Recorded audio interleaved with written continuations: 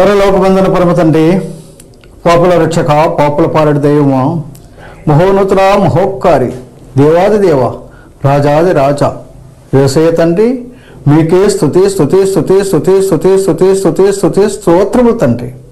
నేను పాపులను రక్షించుటకు తండ్రి, ఆ మోయలేని సులువును మీరు మోసి, ఆ సులువు మనపై రక్తము జాలలుగా కార్చి నేను పాపులను రక్షించారు కదా ప్రభా.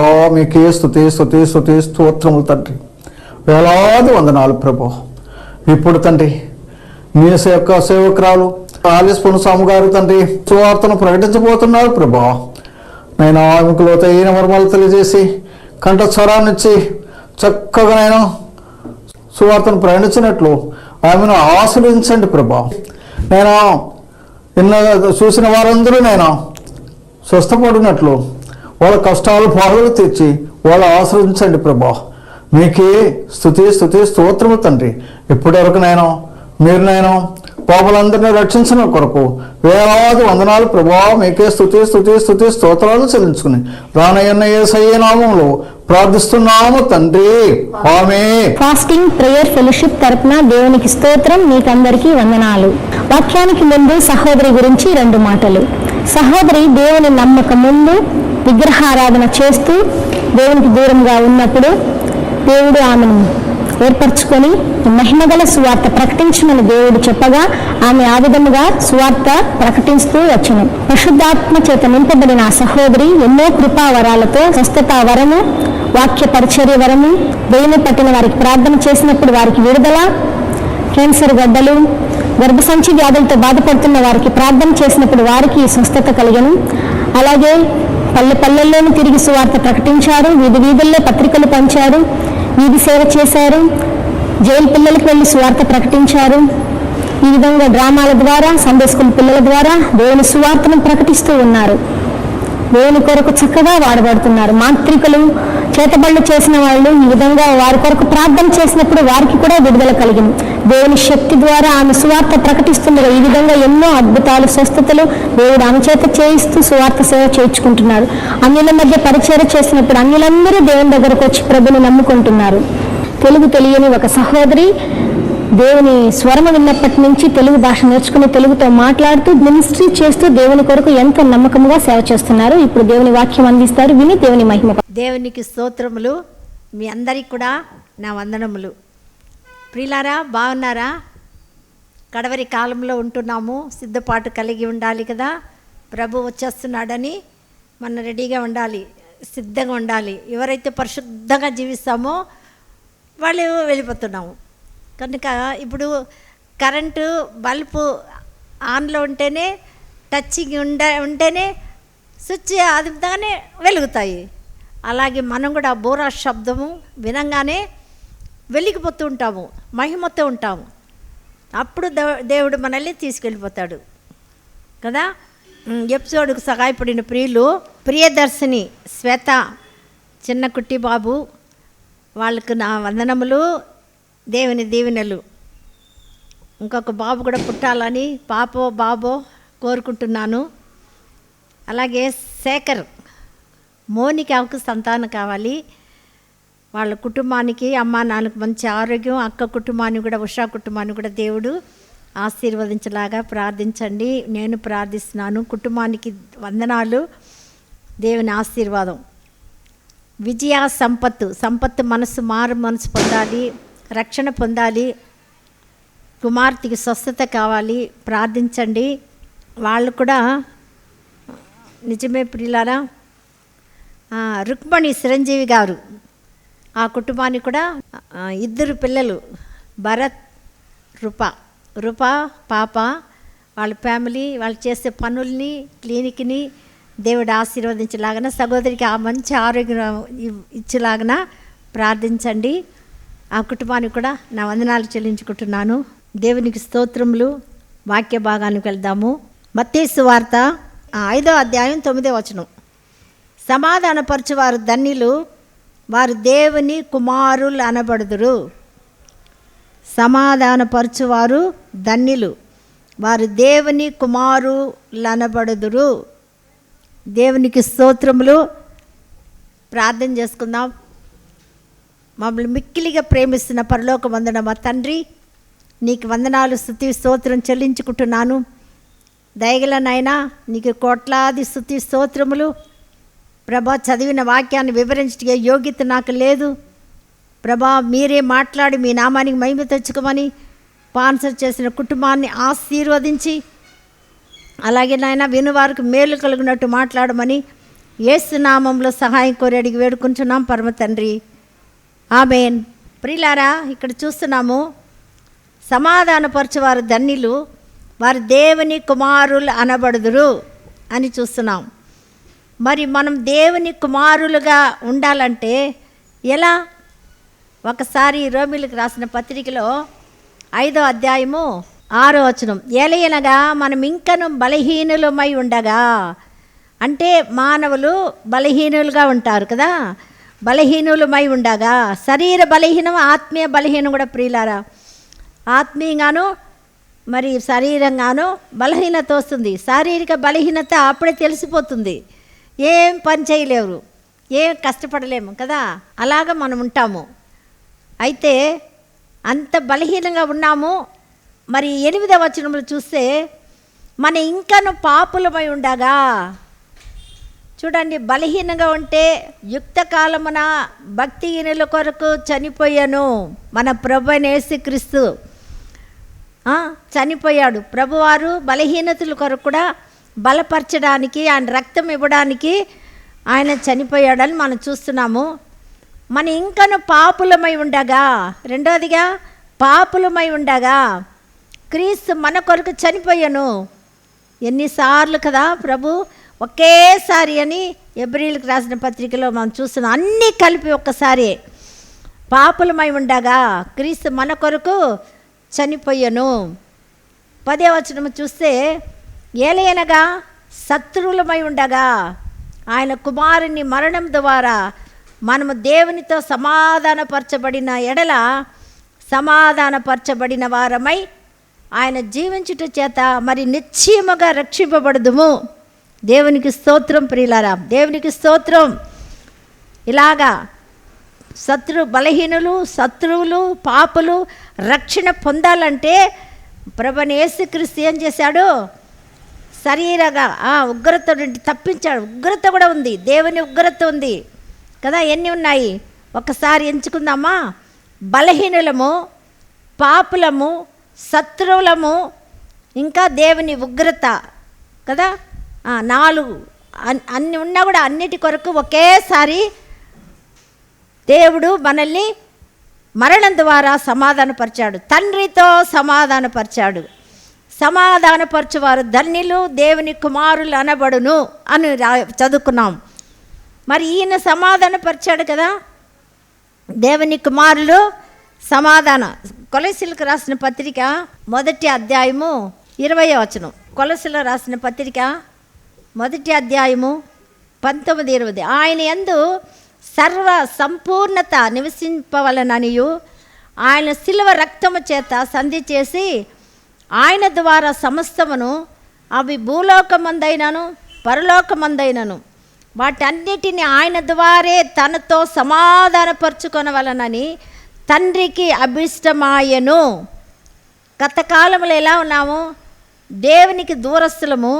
మీ దుష్క్రియల వలన మీ మనసులు విరోధ భావము గలవారనై ఉండిన మిమ్మను కూడా తన సన్నిధికి పరిశుద్ధులుగాను నిర్దోషులుగాను నిరపరాధులుగాను నిలవబెట్టుటకు ఆయన మాంసయుక్తమైన దేహమందు మరణము వలన ఇప్పుడు మిమ్మను సమాధానపరిచాను.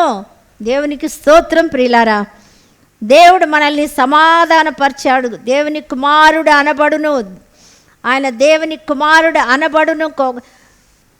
లూకా సువార్త 1వ అధ్యాయము 35వ వచనములో అలా రాయబడింది. ఆయన పరిశుద్ధాత్మతో నింపబడి సర్వోన్నతుని శక్తి నింపబడి పుడతాడు. ఆయన దేవుని కుమారుడు అనబడును, భూమి మీద దేవుని కుమారుడు అనబడును అని రాయబడింది. కనుక దేవుని కుమారుడు పరిశుద్ధ సమాధానపరచువాడు. ఎఫెసీయులకు రాసిన పత్రికలో కూడా చక్కగా రాయబడింది. 2వ అధ్యాయము 2వ అధ్యాయంలో 13 నుంచి, అయినా మునుపు దూరస్తులైన మీరు ఇప్పుడు క్రీస్తునందు రక్తము వలన సమీపస్తులై ఉన్నారు. ఆయన మన సమాధానార్థమైన ఉండి మీకును మాకును ఉండిన ద్వేషమును అనగా విధిరూపకమైన ఆజ్ఞల వలన ధర్మశాస్త్రమును తన శరీరమందు కొట్టివేయుట చేత మధ్య గోడను పడగొట్టి మన ఉభయలము ఏకము చేసెను. ఇట్లు సంధి చేయొచ్చు, ఈ ఇద్దరిని తన యందు ఒక్క నూతన పురుషునిగా సృష్టించి తన శిలువ వలన ఆ ద్వేషమును సంహరించి దాని ద్వారా వీరిద్దరిని ఏక శరీరముగా చేసి దేవునితో సమాధానపరచవలనని ఇలాగ చేశాను. కనుక ఆయనయే మన సమాధాన కారకుడై ఉన్నాడు. దేవునికి స్తోత్రం. సమాధానపరచువారు ధన్యులు అని మనం చూసాం ప్రియులారా. వాళ్ళు దేవుని కుమారులు అనబడుదురు అని ఉంది. కనుక దేవుడు కుమారుడుగా నిజంగానే ఆయన దేవుని కుమారుడు అనబడును అని రాయబడింది. కనుక మనల్ని శత్రువులుగా ఉంటుండగా, అంటే ద్వేషంతో నింపబడిన మానవుల్ని తండ్రితో సమాధానపరచుటకు తండ్రికే ఇష్టమైంది. యేసుక్రీస్తు ద్వారా సమాధానపరచుటకు ఇష్టమైంది అని మనం చూస్తున్నాం. మరి మనం కూడా దేవుని పిల్లలుగా ఉండాలంటే, దేవుని కుమారులుగా ఉండాలంటే యోహాను సువార్త 1వ అధ్యాయము 12వ వచనంలో ఏం రాయబడిందంటే, అందరిని ఆయన అంగీకరించరో వారికి అనగా తన నామం అందు విశ్వాసం ఉంచి వారందరికీ దేవుని పిల్లలగట్టుకు ఆయన అధికారం అనుగ్రహించెను. చూసారా ప్రియులారా, దేవుని వలన పుట్టిన వారే కానీ రక్తము వలనైనను శరీరేచ్ఛ వలనైనను మానుషేచ్ఛ వలనైనను పుట్టినవారు కారు. కనుక శరీరంగా కాదు, కానీ మనం ఎలా పుట్టామో దేవునికి మనం ఇక్కడ చూస్తున్నాం. ఏ రీతిగా పుట్టామంటే శరీరేచ్ఛల వలన నేను మానుషేచ్ఛలనైనను పుట్టినవారు కారు. కనుక ఇప్పుడు దేవుని వల్లనే పుట్టాము. ఆ వాక్యము శరీరధారి అయి కృపా సత్య సంపూర్ణుడుగా మన మధ్యకి వచ్చి ఏం చేశాడు ప్రభు? కలువారి సిలువలో యాగమయ్యాడు. ఆయన రక్తాన్ని కార్చాడు. మృతులుగా ఉన్న మీరు బ్రతకండి, శత్రువులుగా ఉన్న మీరు, బలహీనులుగా ఉన్న మీరు, అవన ప్రియులారా, తండ్రితో దూరస్తులుగా ఉన్న మీరు, దేవుని ఉగ్రతకు పాత్రలుగా ఉన్న మీరు సమాధానపరిచాడు. తండ్రికి విరోధంగా ఉన్న గోడను పడగొట్టి దేవునితో సమాధానపరిచాడు. కాబట్టి దేవుని కుమారుడు అనబడును అని ఉంది ప్రియులారా. కనుక మనం కూడా మన పాపం మనం ఒప్పుకొని నెడల యోహాను పత్రిక 1వ అధ్యాయంలో రాయబడింది. మన పాపం మనం ఒప్పుకుంటే ఏం జరుగుతుంది? ఆయన నమ్మదగిన వాడును నీతిమంతుడును కనుక సమస్త దుర్నీతి నుండి మనల్ని పవిత్రులుగా చేయును. అలాగే 7వ వచనంలో యేసు రక్తము పవిత్రపరచును, పరిశుద్ధపరచును. యేసు రక్తము లేకుండా ఎవరు కూడా పరిశుద్ధం కాలేరు. పరిశుద్ధాత్మ పొందితే పరిశుద్ధపరుస్తాడు, సర్వసత్యంలోకి నడిపిస్తాడు ప్రియులారా. కనుక ఇక్కడ వాక్యం చూస్తున్నాం మనము. యోహాను మొదటి పత్రిక 1వ అధ్యాయం 9వ వచనం, మన పాపములను మనం ఒప్పుకొని ఎడల ఆయన నమ్మదగిన వాడును నీతిమంతుడును కనుక ఆయన మన పాపములను క్షమించి సమస్త దుర్నీతి నుండి మనల్ని పవిత్రులుగా చేయును. ఆయనేమో మార్గం చూపించేశాడు, సమాధానపరచుటకు వాక్యం ఇచ్చాడు. మన వినుట వలన విశ్వాసం కలుగుతుంది. ఆ విని పాపాన్ని మనం ఒప్పుకోవాలి, దేవుని వాక్యాన్ని మనం అంగీకరించాలి. అంగీకరించినప్పుడు ఆయన పవిత్రులుగా చేస్తాడు. అలాగే యేసు రక్తము పరిశుద్ధపరుస్తుంది, ప్రతి పాపము నుండి మనల్ని పవిత్రులుగా చేయును.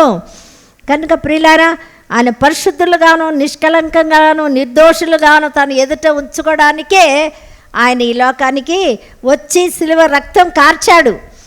కనుక ప్రియులారా, మనము అలా ఉండాలి. అలా ఉండి దేవునితో మనం సమాధానపడాలి.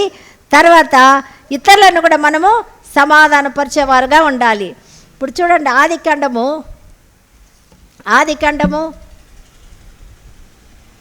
50:20 యోసేపు అన్నలతో సమాధాన పడ్డాడు కదా.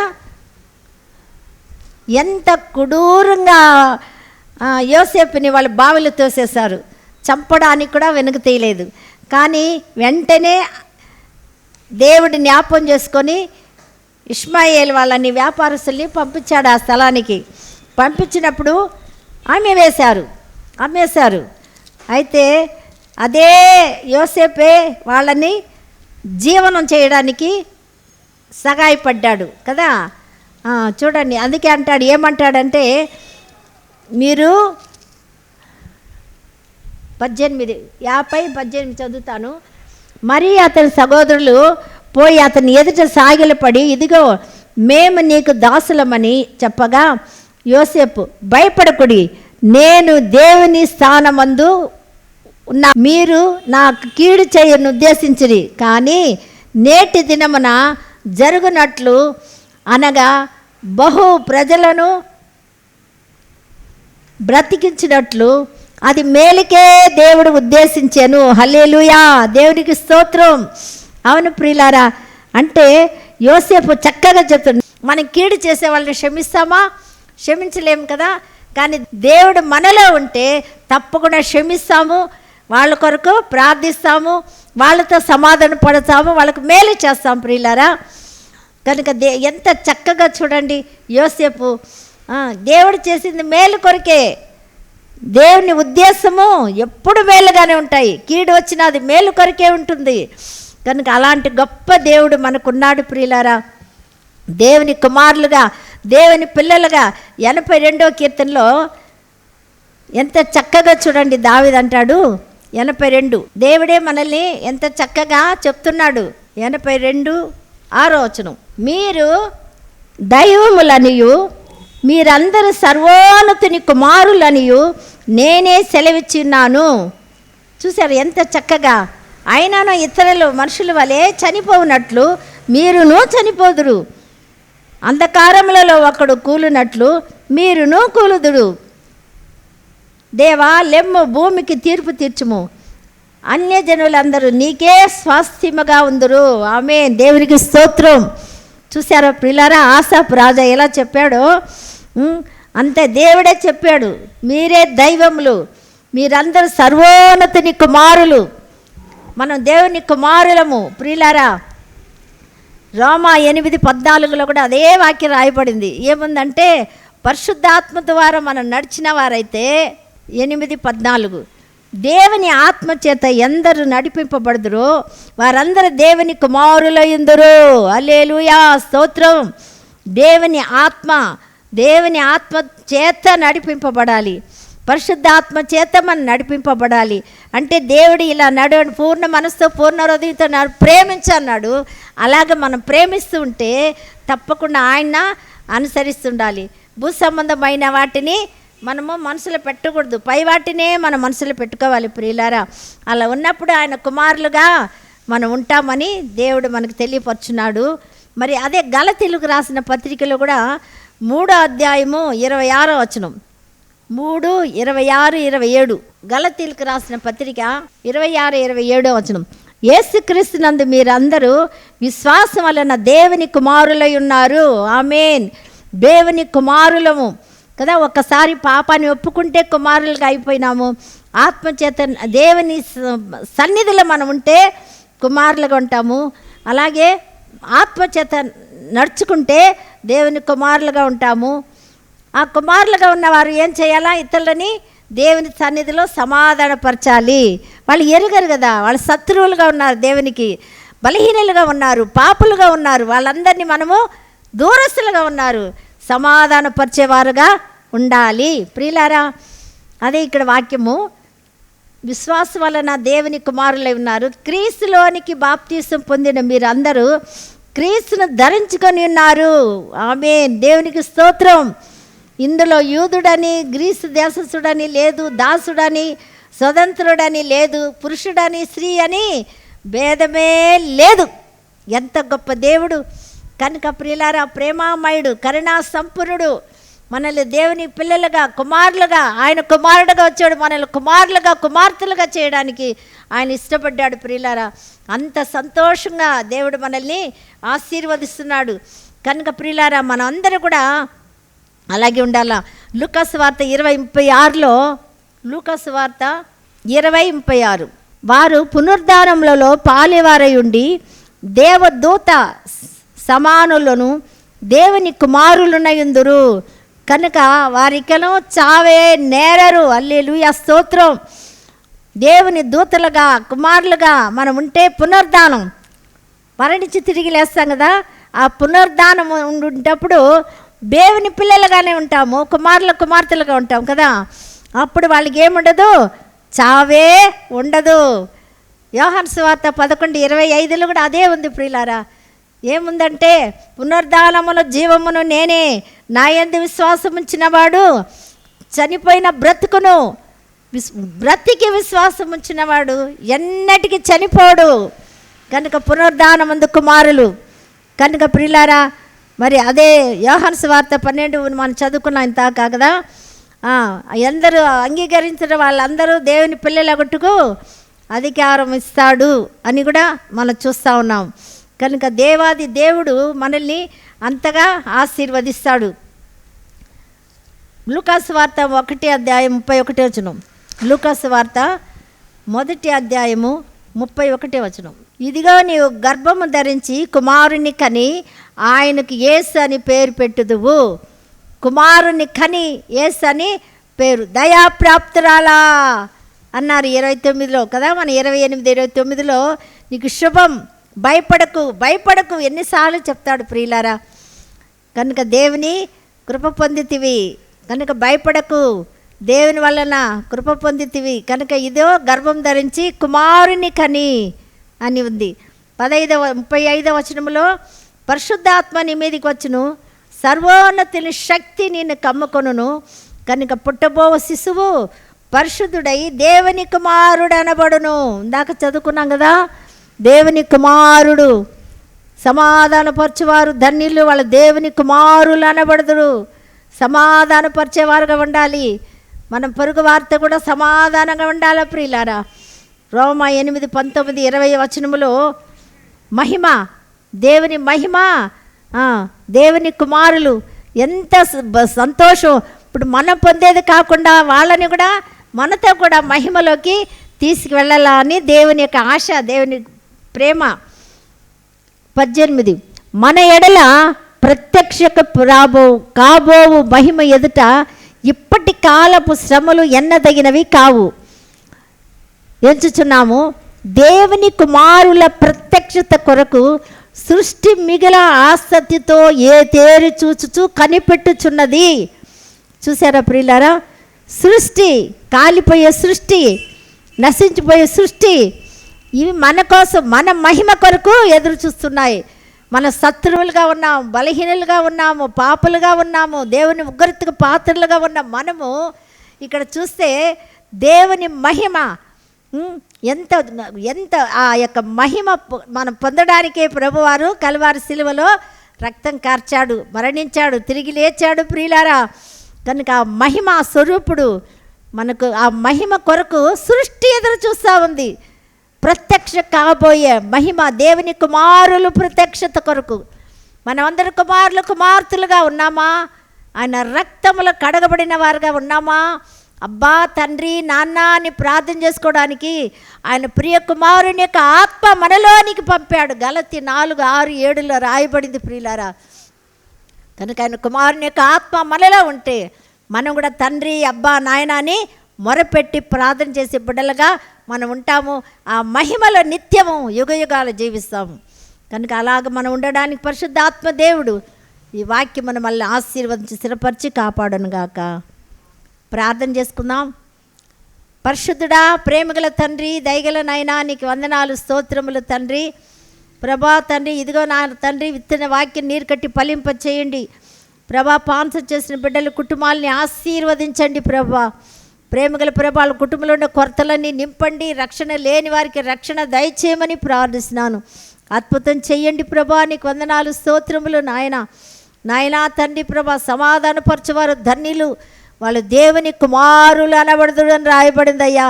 మేము తండ్రి విరోధ భావంగా ఒకరికొకరు నాయన విరోధం చేయకుండా సమాధానపరిచేవారుగా నిన్ను పరిచయం చేసే బిడ్డలుగా మేము ఉండాలి ప్రభువా. నీకు వందనాలు స్తోత్రములు తండ్రి. అలాగ మేము ఉండుటకు మమ్మల్ని ఆశీర్వదించి పరిశుద్ధాత్మతో అభిషేకించండి నాయన ప్రతి కుటుంబంలో, ఈ కుటుంబంలో నెమ్మది, శాంతి, సమాధానం దయచేయండి తండ్రి. కుటుంబంలో ఉండే కొరతలన్నీ నింపండి.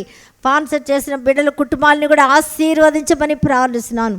దయగలనైనా చదువుకున్న వాళ్ళని దీవించండి. ఎగ్జామ్ రాసిన వాళ్ళకి మంచి రిజల్ట్ ఇచ్చి మంచి ఉద్యోగాలు దయచేయండి ప్రభువా. నాయన ఎవ్వరి బిడ్డలకు వివాహం జరిగించండి నాయనా. తన వివాహం జరిగి సంతానం లేని గర్భాలని తెరవమని ప్రార్థిస్తున్నాను. ప్రేమగల ప్రభా, దయగల నాయన గర్భిణీ స్త్రీకి సుఖప్రసవం దయచేయండి ప్రభువా. ప్రేమామయుడ నాయన కోర్టు సమస్యల నుంచి న్యాయమైన విడుదల కలుగచేయండి, జయం అనుగరించండి నాయన తండ్రి. మారు మనసు లేని వారికి మారు మనసు రక్షణ దయచేయమని పరిశుద్ధ ఆత్మతో నింపండి ప్రభువా. నీకు వందనాలు స్తోత్రములు. కరుణామూర్తి ఇదిగో తండ్రి ప్రభా, ఇంకా లోను ప్రభా ఎవరెవరు తీసుకున్నారో త్వరగా తీరిపోటుకు రావాల్సిన ఐశ్వర్య ఇప్పుచుటకు సహాయం చేయమని మీ నామానికి మహిమ ఘనత ప్రభావాలు పొందుకోమని దూర దేశంలో ఉండే బిడ్డలను కూడా దీవించి జన్మదిన వివాదాలను చేసుకునే బిడ్డలను దీవించమని యేసు నామములో అడిగి వేడుకుంటున్నాం పరలోకమందున మా తండ్రి. Amen amen.